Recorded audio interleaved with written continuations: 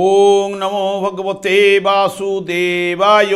ভাদ্রের ভরা নদী অকুল পাথার, কেমনে আসিবে প্রিয় না জানে সাঁতার। আজকের বিষয়টি গুরুত্বপূর্ণ হতে চলেছে ধনু রাশি বা ধনু লগ্নের জাতক জাতিকাদের ক্ষেত্রে। বাংলার ভাদ্র মাস অর্থাৎ 18/8/2025 থেকে 17 সেপ্টেম্বর 2025 রবি প্রত্যেক মাসে এক একটি রাশিতে অবস্থান করে। তাই এই ভাদ্র মাসে রবি সিংহ রাশিতে নিজের গৃহে অবস্থান করতে চলেছে।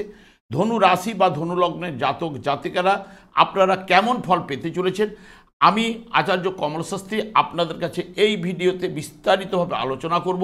ধৈর্য সহকারে আপনারা ভিডিওটি দেখবেন। আমার প্রিয় দর্শক বন্ধুকে আমার আন্তরিক অভিনন্দন, শুভেচ্ছা ও ভালোবাসা জানাই। আমি আশা করি অনাদির আদি গোবিন্দের অশেষ করুণায় আপনারা সকলেই কুশলে আছেন। আমি কারো ব্যক্তিগত জন্মছক বা ন্যাটাল চার্ট নিয়ে বিচার বিশ্লেষণ করছি না। ঠিক ভাদ্র মাসের গ্রহ সন্নিবেশের মাধ্যমে একটি ছক প্রস্তুত করে তারপর বিচার এবং ফলাদেশ করব, সেটি হবে আপনাদের এই মাসের গাইডলাইন। আমি আচার্য কমল শাস্ত্রী প্রত্যেক বুধবার এবং শুক্রবার সন্ধ্যা 8:30 এই চ্যানেলেই লাইভ অনুষ্ঠান নিয়ে উপস্থিত হই। ঠিক ওই সময় আমাকে ফোন করলে আপনারা নিজেদের ভাগ্য বিষয়ে জানতে পারবেন। তাছাড়া বিভিন্ন ধরনের ভিডিও আপলোড করে থাকি, সেগুলি পাওয়ার জন্য আমার চ্যানেলকে সাবস্ক্রাইব করে বেল আইকনে ক্লিক করে রাখুন। যখন আমি লাইভ অনুষ্ঠান বা যে কোনো ভিডিও আপলোড করলে আপনাদের নোটিফিকেশন পৌঁছে যাবে। এরপরেই আমি চলে আসছি, দেখুন ধনু রাশি বা ধনু লগ্নের জাতক জাতিকাদের ঠিক নবমভাবে নিজের গৃহে সিংহ রাশিতে অবস্থান করতে চলেছে রবি। রবি এমনিতে আমাদের ক্ষেত্রে শুভকারক গ্রহ, ভাগ্যপতি, ভাগ্যস্থানে অবস্থান এবং 3টি নক্ষত্রের মাধ্যমে রাশিটি অতিক্রান্ত করা এবং রবি অগ্নিকারক গ্রহ, অগ্নি রাশিতে অবস্থান। তার সঙ্গে সঙ্গে কেতু এখানে আগে থেকে অবস্থান করছে।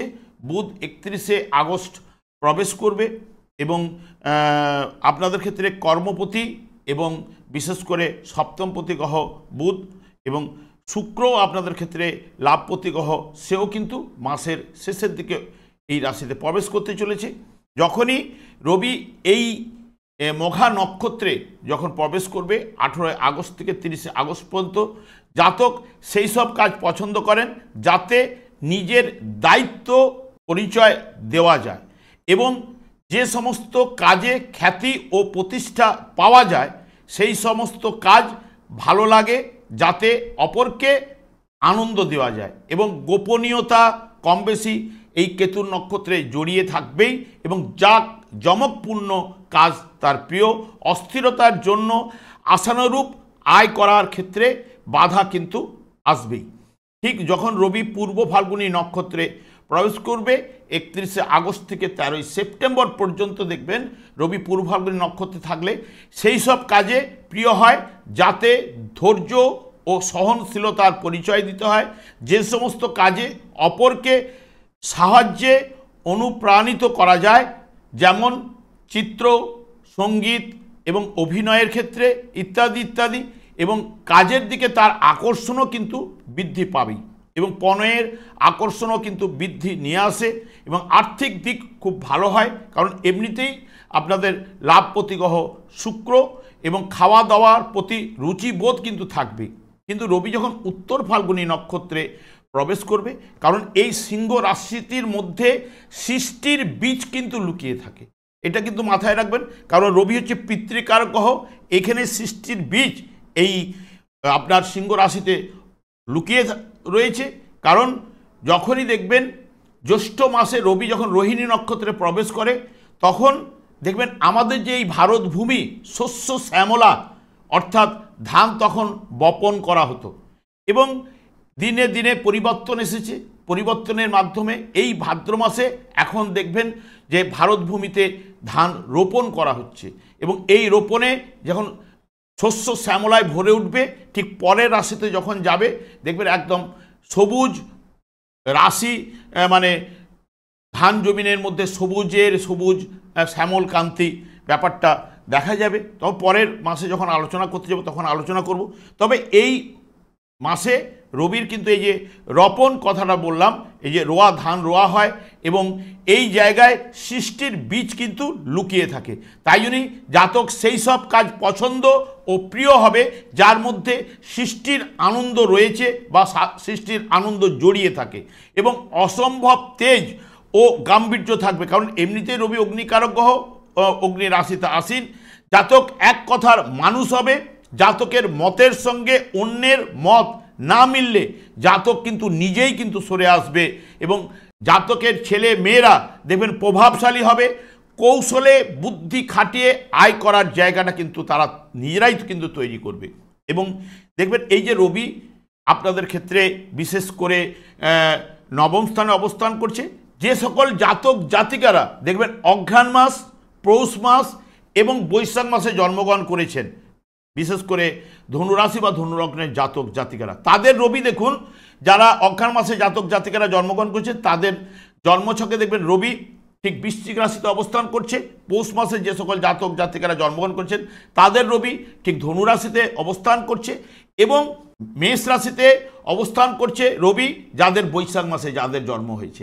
এই যে তিনটি জায়গায় যে রবি জন্মকালীন যদি এদের ক্ষেত্রে শুভ এবং বলবান থাকলে জন্মকালীন তাদের ক্ষেত্রে কি হচ্ছে দেখুন, বৃশ্চিক রাশিতে যার রবি অবস্থান করছে গোচরে তার দশমভাবে, ধনুরাশিতে যারা অবস্থান করছে তার নবমভাবে এবং বিশেষ করে মেষ রাশিতে যাদের রবি অবস্থান করছে তাদের ঠিক পঞ্চমভাবে প্রবেশ করেছে গোচরে কিন্তু রবি। যদি জন্মকালীন শুভ বলবান থাকলে দেখবেন কাজকর্মের উন্নতি, ট্রান্সফার, প্রমোশন, কর্মলাভের যোগ এবং ভাগ্যের উন্নতি, পিতার সাহায্যে সৌভাগ্যশালী এবং এখানে সন্তানের দেখবেন কর্ম সাফল্য, উন্নতি, ট্রান্সফার বা বিদেশ যোগ ইত্যাদি ইত্যাদি এখানে অতি শুভ ফলগুলো তারা কিন্তু পাবে জন্মকালীন শুভ যদি থাকে রবি। এবং বুধও এখানে প্রবেশ করবে, বুধ এখানে প্রবেশ করবে প্রথমে কিন্তু কেতুর নক্ষত্রে, মঘা নক্ষত্রে যখন যাবে পেটের গোলমালে কিন্তু ভোগাবেই এবং সন্তানের থেকে উদ্বিগ্নতা বা পরিশ্রমের মাধ্যমে দেখবেন এরাকে শিক্ষা লাভ করতে হবে সন্তানদের ক্ষেত্রে।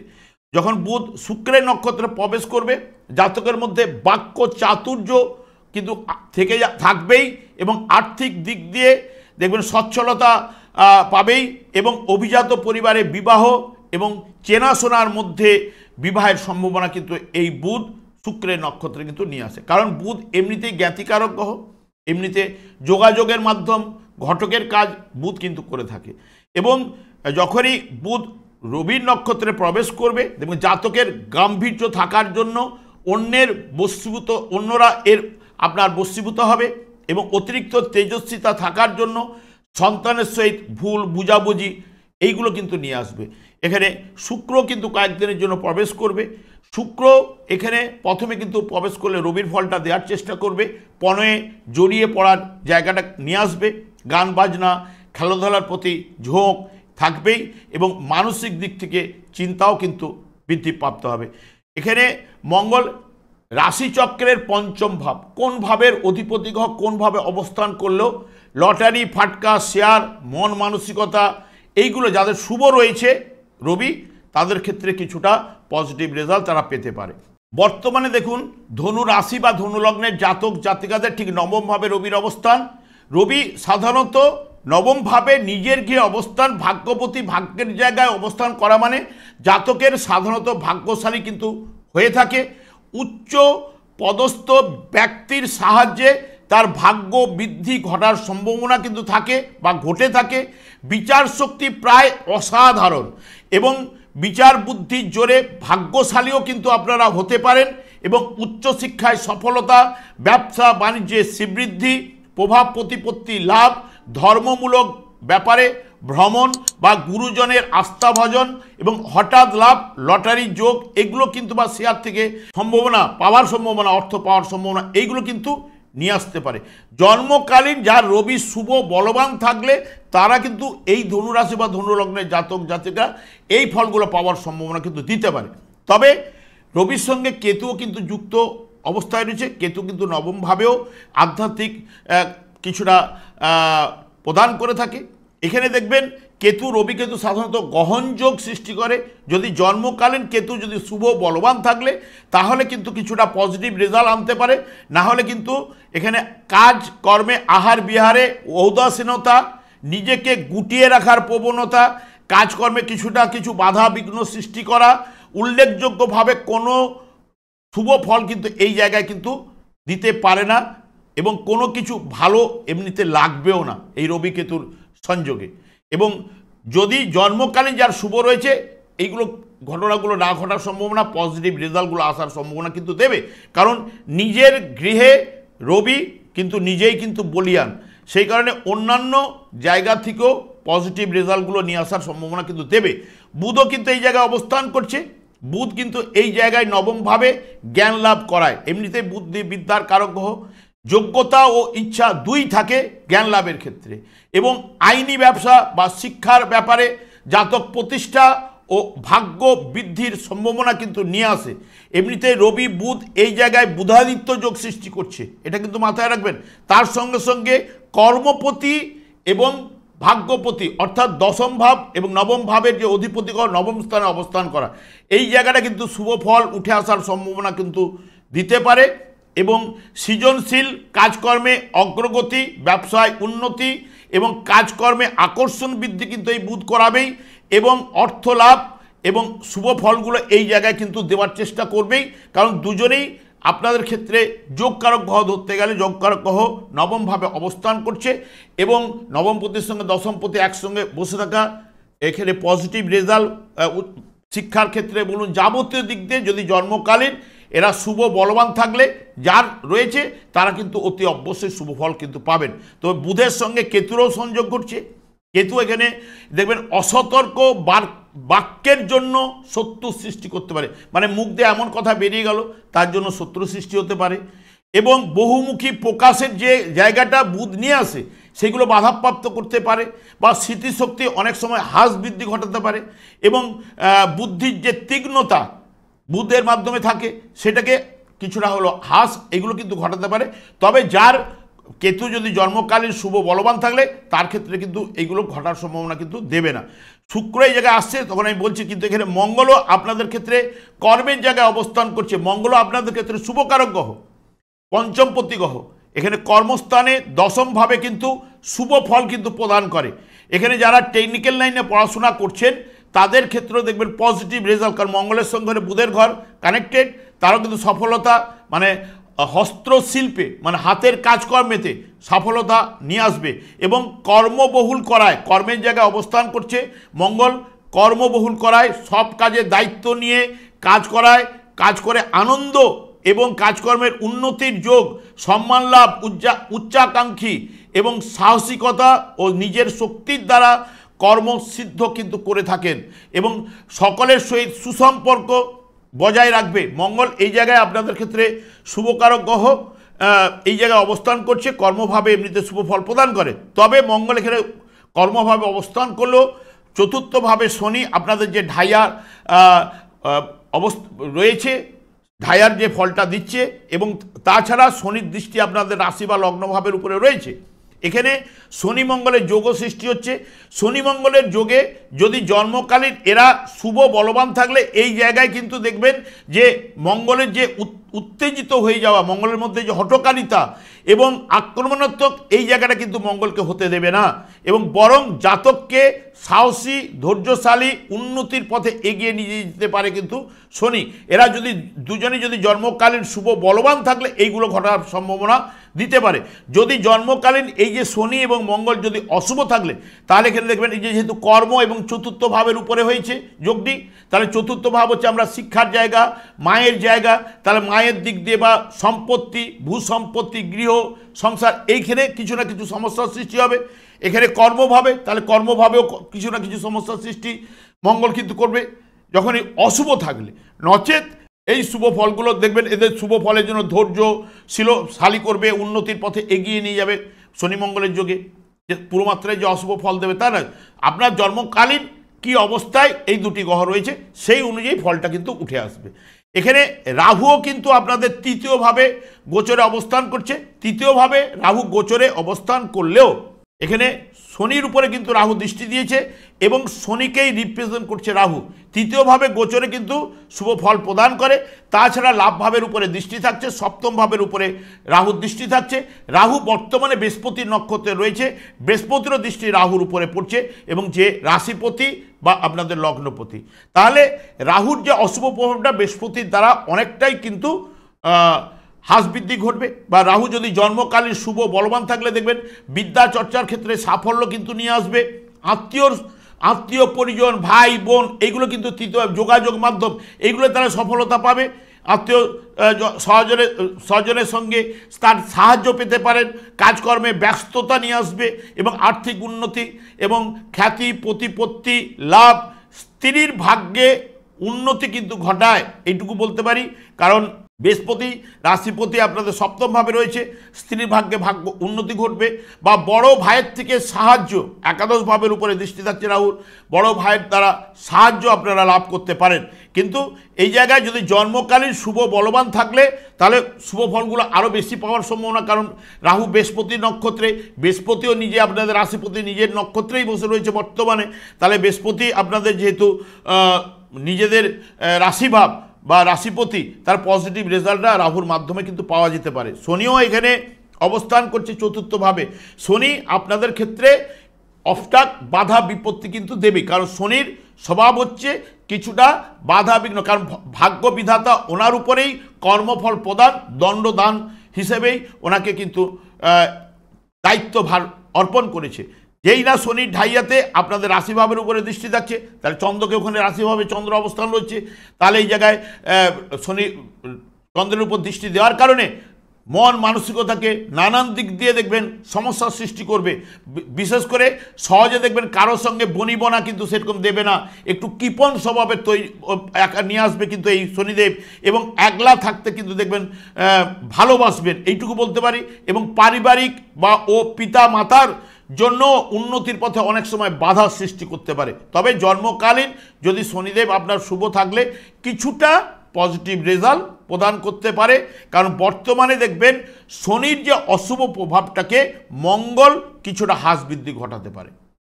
কারণ মঙ্গল এখন এই জায়গায় এক একটা রাশিতে 45 দিন করে অবস্থান করে, সেই কারণে এই জায়গায় যে শনির অশুভ প্রভাবটাকে মঙ্গল কিন্তু কাটাবার জায়গা নিয়ে আসতে পারে জন্মকালীন যদি মঙ্গল শুভ থাকলে। দেখবেন তখন হচ্ছে নিজের চেষ্টায় অর্থ সম্পত্তি লাভ করাবে বা ঐশ্বর্যশালী কিন্তু করাতে পারে বা উন্নতির পথে এগিয়ে নিয়ে যেতে পারে। কিন্তু যদি চতুর্থভাবে থাকার জন্য যদি অশুভ থাকলে কিন্তু নানান দিক দিয়ে সমস্যা অতি অবশ্যই, যেহেতু সুখের জায়গা তাহলে সুখের ব্যাঘাত কিন্তু ঘটাবেই। বৃহস্পতি আপনাদের রাশিপতি সপ্তম স্থানে অবস্থান করছে। সপ্তম স্থানে এমনিতে অবস্থান করলেও নিজে ধনকারক গ্রহ এবং এখানে সুমিষ্টি কথাবার্তা বা সুভাষী তৈরি করবে এবং ধনকারক হওয়ার জন্য আর্থিক দিক দিয়ে ভালো আনবে বা ধনলাভ করাতে পারে। অনেক ক্ষেত্রে বিবাহের পর জাতকের উন্নতি হয়ে থাকে, অথবা বিবাহ তার জীবনে উন্নতিও কিন্তু বা ভাগ্য বৃদ্ধির কারণও হতে পারে, এইটুকু বলতে পারি। উদার স্বভাবের হবেন, নিয়ে আসে এখানে ব্যবসা বাণিজ্য, আয় বৃদ্ধি, মানসিক শান্তি, এগুলো লাভভাবের উপরে বৃহস্পতির দৃষ্টি থাকছে। সফলতা চতুর্থপতি এবং রাশিপতি শুভ ফলগুলো প্রদান করার জায়গা কিন্তু রয়েছে। তবে জন্মকালীন যদি অশুভ থাকলে তাহলে কিন্তু ফলগুলোর তারতম্য কিন্তু ঘটবে, অপোজিট ফলগুলো পাওয়ার সম্ভাবনা। এবং আপনাদের ক্ষেত্রে লাভপতির সঙ্গে বিশেষ করে এখানে 21 তারিখ পর্যন্ত অবস্থান করবে। এমনিতেই দেবগুরু অসুরগুরুর সংযোগে সেটাও শুভ ফল কিন্তু প্রদান করে, এ নিয়ে আমি এপিসোড দেওয়া আছে, সেটাও দেখতে পারেন। এবং বিশেষ করে দেখবেন নবম স্থানে এখানে 31শে আগস্ট পর্যন্ত আবার অষ্টমভাবে বুধ এবং শুক্রের যে সংযোগ ঘটবে, এতেও কিছুটা, কারণ অষ্টমভাবে শুক্র শুভ ফল কিন্তু প্রদান করে। বুধের চেয়ে আপনাদের কর্মপতি অষ্টম স্থানে অবস্থান করলো, এই দুজনের যে সংযোগে কিছুটা লক্ষ্মীনারায়ণ যোগ বলা হয়, এতেও কিন্তু কিছুটা পজিটিভ রেজাল্ট আপনাদের ক্ষেত্রে আসার সম্ভাবনা রয়েছে। তবে নবমভাবে যখনই প্রবেশ করে যাবে, অষ্টমভাবে যখনই প্রবেশ করে যাবে শুক্র 21শে আগস্টের পর, দেখবেন অনেক অষ্টমভাবে লাভপতি থাকা মানে আশাতীত লাভ, তবে বিপরীত লিঙ্গের সহিত নিবিড় ভালোবাসা বা আনন্দ নিয়ে আসছে শুক্র, এবং সম্পদ বৃদ্ধি করা, স্ত্রীর পক্ষ থেকে জাতক অর্থ লাভ কিন্তু ঘটিয়ে থাকে শুক্র। এবং বিশেষ করে স্ত্রীলোকের ত্যক্ত সম্পত্তি তিনি উত্তরাধিকার সূত্রে কিন্তু পেতে পারেন, এইগুলো কিন্তু শুক্র ঘটায়। এবং মূত্রাশয়ের কোনো না কোনো সমস্যা, এটাও কিন্তু যেহেতু অষ্টমভাবে থাকার জন্য জেনেটিক অর্গানের বা মূত্রাশয়ের জায়গাটাতে, ওই জায়গাটাতে কোনো সমস্যার সৃষ্টি কিন্তু করতে পারে শুক্র, নাহলে নচেত শুক্র কিন্তু আপনাদের ক্ষেত্রে শুভ ফল কিন্তু এই জায়গায় নিয়ে আসলো।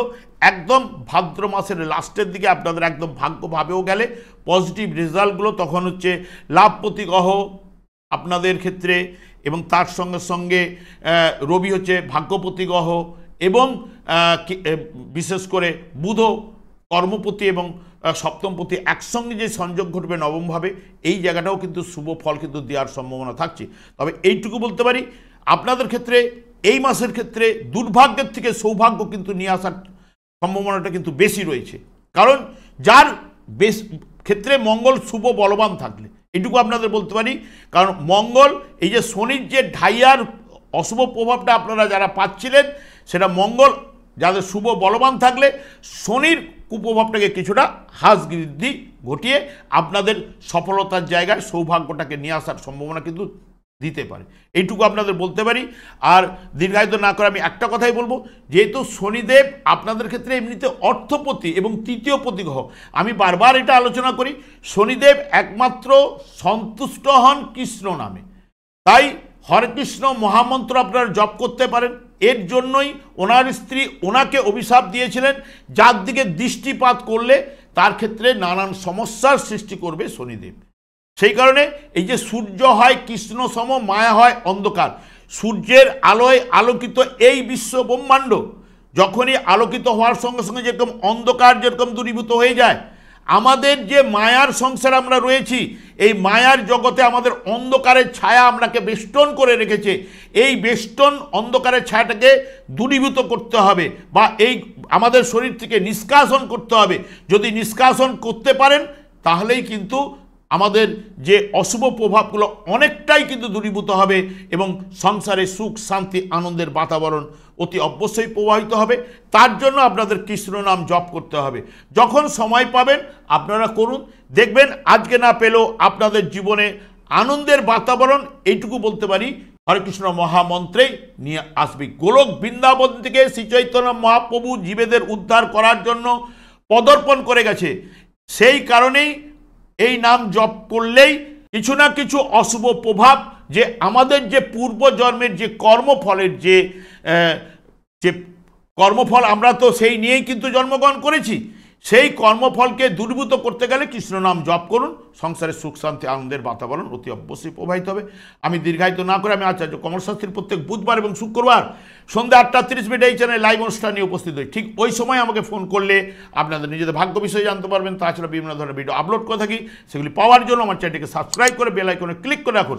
যখন আমি লাইভ অনুষ্ঠান বা যে কোনো ভিডিও আপলোড করলে আপনাদেরকে নোটিফিকেশন পৌঁছে যাবে। আমি অনাদি গোবিন্দের কাছে প্রার্থনা করি আপনারা ভালো থাকুন, সুস্থ থাকুন, আনন্দে থাকুন। আজ এই পর্যন্ত, পরের ভিডিও দেখা হচ্ছে। নমস্কার।